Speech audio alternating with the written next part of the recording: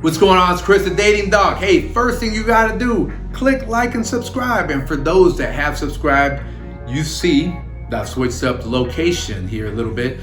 I'm so used to using my computer, so used to having the microphone in front of me, and I say, you know what, let's switch it up. And you know what? That is what this whole video is about. I'm gonna talk about why is it that we date and how your approach needs to be switched up. We're in the year 2022. All right, now if I were to take you on a journey on what dating was like in 2007, it was a time when you could go to a bar, you could buy a lady a drink, and they would look up, acknowledge you, and you would have a conversation. Nowadays, if you try that, what happens is a woman's gonna think, man, what is this creep doing? Or she's busy on her phone, or her dude is about to come out of the bathroom, or she got two guys she's talking to on Tinder while she's texting another guy while her dude is in the bathroom.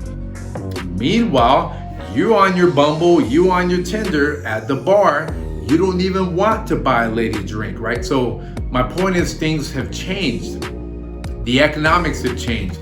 Our behavior has changed. The way we approach dating, right? We want a companion, but we don't really want to get into a committed situation. So we have these situationships.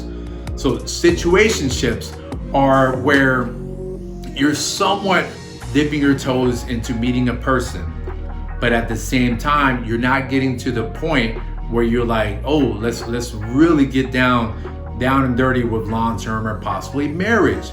Why? Because again, in the information age we live in this smartphone addicted society we live in, it is quicker, right? We're in an age where it is faster for you to go through breakup.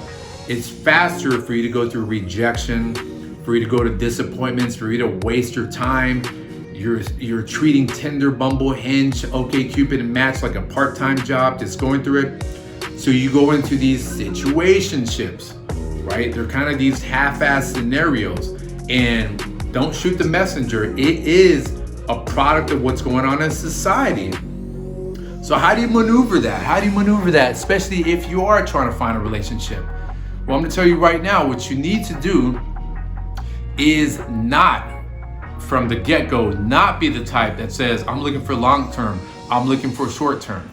We're still using that kind of verbiage, right? Where we try to ask, what are you looking for? What do you want out of this app, right? What are your goals with this app? They want to basically know, are you going to respect me or not? Okay, and this is coming from the approach of a lady asking a man, what do you want out of this? Look, I'm going to respect you if this flows into something that is just short term, or if this goes into long term. I can't predict that. But for now, I want a genuine connection, and that's legit. That's legit, because what you don't want is say, I'm just kind of on this app seeing where things go. You have got to show yourself as a decisive person, even if you flow into a situationship. Think of a situationship as an internship, okay? It could go one way or the other. Keep you around or not. But we need to get away from this mindset of this binary paradox of, oh, it's only got to be short-term or long-term. Or this assumption that if you say you want long-term, it's going to come with a mutual respect, communication, and effort. Because we know, there's all these singles that talk about, oh, I'm a good Christian single. And they're out here doing the opposite of that. Gaslighting you, being a narcissist, not wanting to communicate. But they read the Bible, that doesn't mean crap. Or those that are in short-term situationships, right? They may treat you with better respect. They may be more enthused to take you for walks to the park, or the sex game might even be better than someone who wants long-term. But it's kind of like, I'll see you when I see you, and yeah, you're the one. I'm just so busy at work. Whether they're lying to you or whether they're legit busy at work, in the end, what matters is the result and the impact that other person gives you. All right.